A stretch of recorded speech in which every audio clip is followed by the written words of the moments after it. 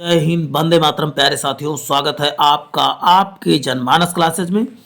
आपको बता दूं, आज यूपी स्पेशल सीरीज को मैं फिर से प्रारंभ कर रहा हूं और आपको बता दूं पूरा यूपी स्पेशल में जो है कंप्लीट कराने वाला हूं। और ये आपको दिखा दे रहा हूं, पूरा पीडीएफ आप देख लीजिए। इसमें आप क्या क्या आज होने वाला है पूरा पीडीएफ आप देख लीजिए।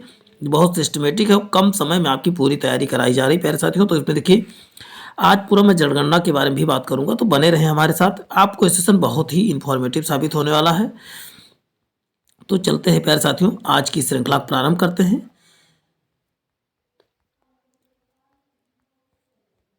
वही बात करते हैं, एक एक वन्यजीव विहार के बारे में चर्चा करने वाला हूं, तो बने रहे हमारे साथ।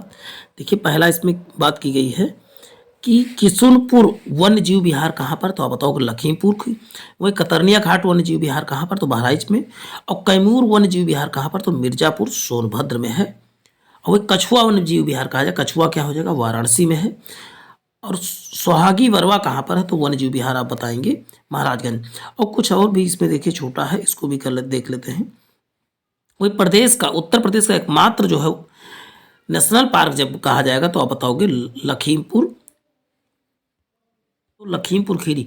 और इसका जो क्षेत्रफल कहाँ तक, पीलीभीत तक विस्तारित है। और कब, 1977 में इसको बनाया गया। एक प्रकार का 1987 में इसको टाइगर रिजर्व घोषित कर दिया गया था। वही बात करते हैं नेक्स्ट है, सबसे पुराना वन्य जीव विहार कौन सा है, तो चंद्र प्रभा। अब ये कहाँ पर है, तो आप बताएंगे चंदौली। कब घोषित हुआ, तो आप बताओगे 1957। वही सबसे बड़ा वन्य जीव विहार कहाँ है, तो हस्तिनापुर वन्य जीव विहार। ये कई जगहों, इसका क्षेत्रफल काफ़ी बड़ा है। मेरठ, मुजफ्फर, हापुड़, अमरोहा, ये 4 जिलों में जो है इसकी का क्षेत्रफल फैला हुआ विस्तार है, कह सकते हो। और कहाँ कहाँ, मेरठ में, मुजफ्फरनगर, हापुड़ और अमरोहा। अब बात करते हैं, देखिए सबसे छोटा वन्यजीव विहार सबसे छोटा कौन सा है, तो महावीर स्वामी है। सबसे बड़ा कौन सा है, तो आप अभी आपने देखा है, सबसे बड़ा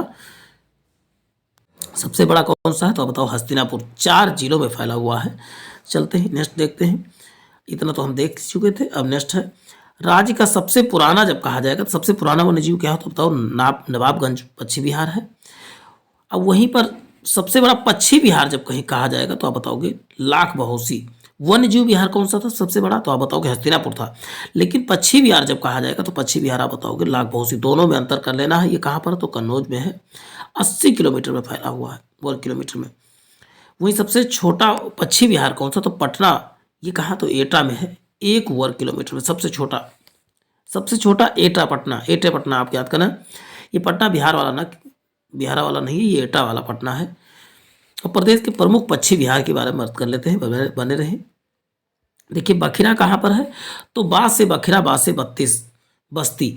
बखिरा कहाँ है, बस्ती में। और संत कबीरनगर, दोनों इसका क्षेत्रफल दोनों जगह फैला हुआ है।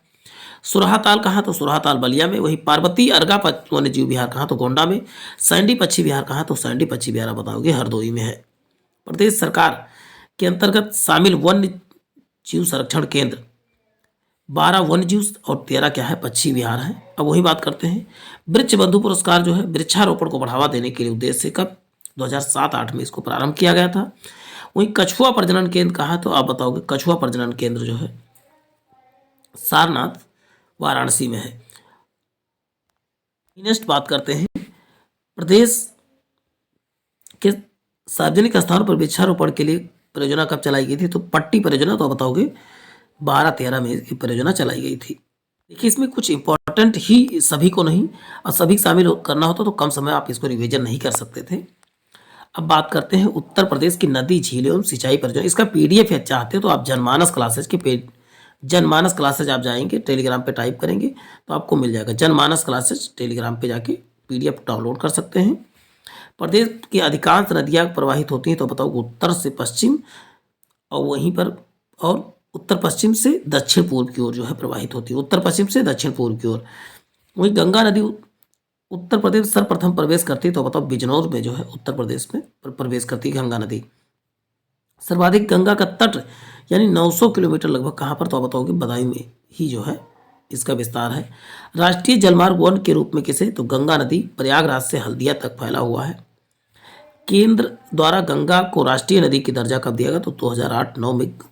प्रदेश में यमुना नदी का प्रवेश द्वार क्या है, सहारनपुर है। राज्य का सर्वाधिक प्रदूषित नदी कौन सा है, तो यमुना नदी प्रदूषित नदी है। रामगंगा नदी का प्रवेश तो आप बताओ बिजनौर कालागढ़ में है। और वहीं पर जौनपुर, सुल्तानपुर, लखनऊ सिटी किस नदी पर है, तो बताओगे गोमती नदी के तट पर है। गोमती नदी का उद्गम स्थल फुल्लड़ झील फुल्लड़ कहाँ पर है, तो पीलीभीत में फुल्लड़ झील है। सालीग्रामी नारायणी नदी का नाम, तो आप बताओगे गंडक नाम से जाना जाता है इसको, और सालीग्रामी और नारायणी को और किस नाम से, तो आप बताओ गंडक नाम से।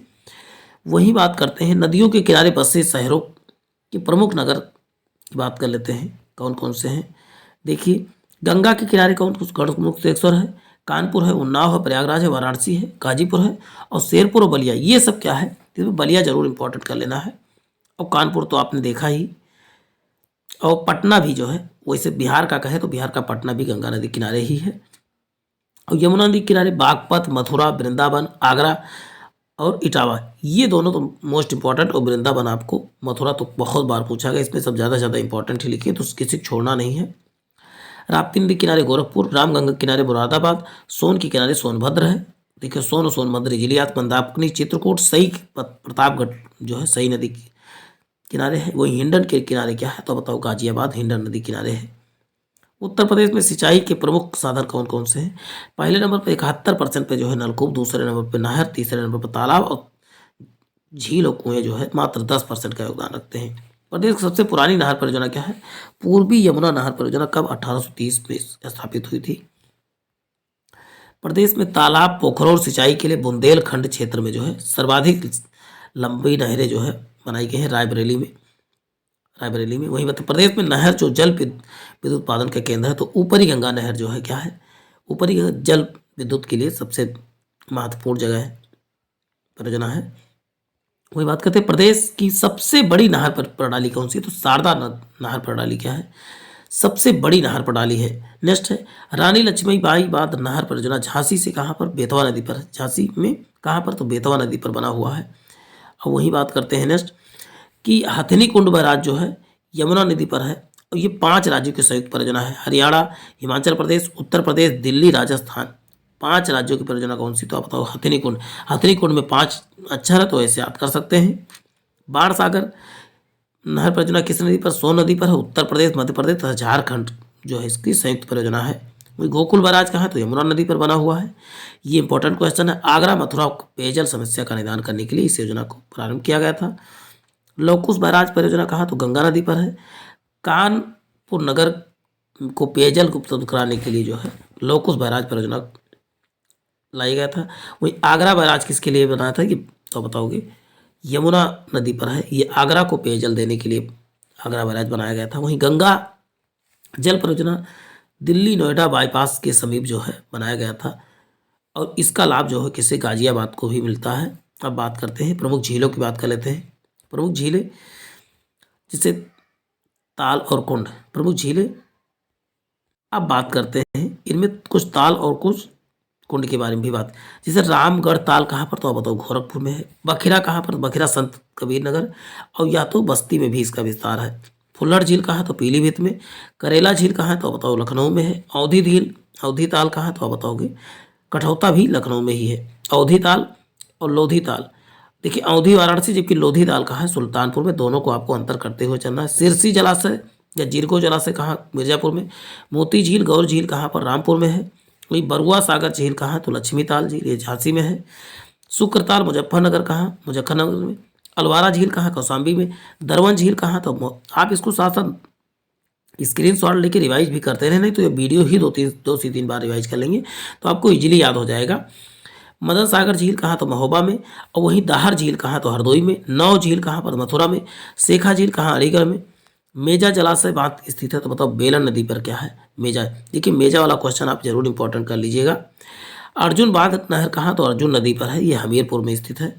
और वहीं बात करते हैं धसान नहर, तो बेतवा नदी पर है, ये झांसी और ललितपुर की जो है दोनों में इसका विस्तार है। राजघाट बांध परियोजना, तो बताओ बेतवा नदी पर है और एक प्रकार का झील ही है। गोविंद वल्लभ पंत सागर बांध रिहंद नदी पर। जो भी बांध बनते तो उसके साथ साथ जो है झीलें तो बनी जाती हैं। नेक्स्ट टॉपिक हमारा जो होगा आपके लिए जनगणना के लिए होगा, तो आप बने रहें। लेकिन इस वीडियो में इतना ही देखेंगे, फिर आगे जो हम जनगणना को नेक्स्ट डे शामिल करेंगे। तो आज के लिए इतना ही, फिर मिलते हैं नए सेशन में। जय हिंद, जय भारत।